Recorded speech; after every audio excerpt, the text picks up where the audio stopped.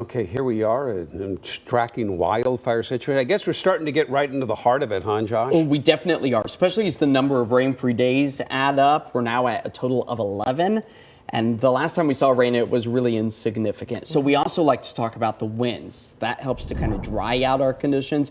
And with that fire-prone location just outside the Hood River area with the Wythe fire, that's where we are seeing winds close to about 30 to 35 miles per hour, dropping the relative humidity down to about 24%. We do start to turn up that fire potential danger dials back up to a level 6 for the northern and southern and southeastern locations of the Beaver State. Along I-84 tomorrow afternoon, an elevated risk, just the same out towards the southeast corner of the Beaver State. All as hot and dry conditions still remain, even in places like western Washington. That is a live look right now at Mount Rainier, and it's not necessarily the headline of the weather conditions Rainier is experiencing, rather than what's happening beneath the mountain. Yes, a swarm of earthquakes occurring earlier this morning, over 100 of them bubbling up. You can still see a few active spots there, but this was the greatest amount of activity we have seen in about the past 15 years.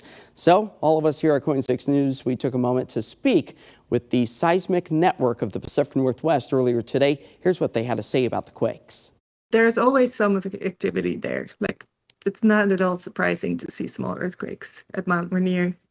But when there's a little swarm like this, it's of course a little bit more interesting, and we pay closer attention.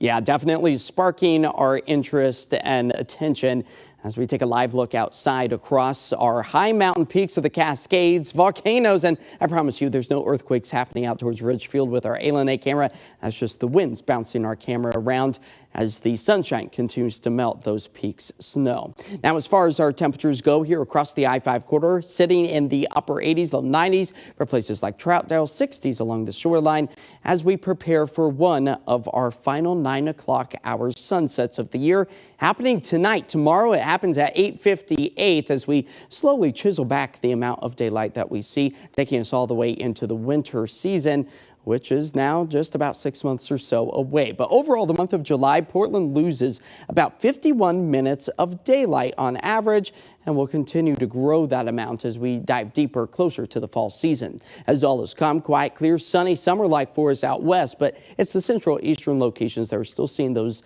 thunderbolts firing up, increasing the thunderstorm potential and also the fire concern. But we start to intensify that tomorrow, where a red flag warning is in effect all the way through 11 o'clock tonight for the central, eastern, southeastern sections of the Beaver State and also eastern sections of the state of Washington, as lightning will likely prompt yet again another red flag warning for tomorrow, with a marginal risk, about a 1 out of 5 chance to see severe thunderstorms as we work our way to tomorrow afternoon. As clear skies take us through the rest of the night tonight, all in preparation of our latest cold front that will eventually be ushering in more clouds, maybe a raindrop or two for some of us if we're lucky enough to see that, before this ridge of high, hot pressure moves its way back into western Oregon and southwest Washington. Now we're going to hold on to the marine layer for the remainder of the night and into tomorrow's. That front slides its way through our area, a nice onshore flow, and we are expected to hold on to those mostly cloudy skies for the majority of the day. Wednesday, Thursday will slowly break down the clouds, and then we get to enjoy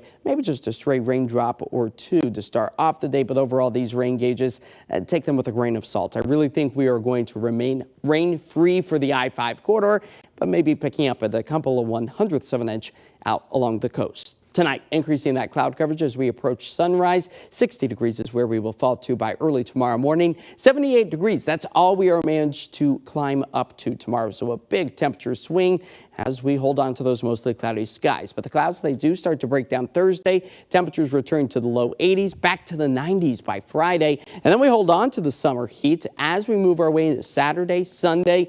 You'll notice there is no real measurable rainfall in our 7-day forecast, so likely tacking on to that 11-day stretch we have already seen. And we carry ourselves into next week with mid-90s likely 1 week from today. So the dog days of summer, they officially started on July 3rd. They're going to be taking us deep into the month of August.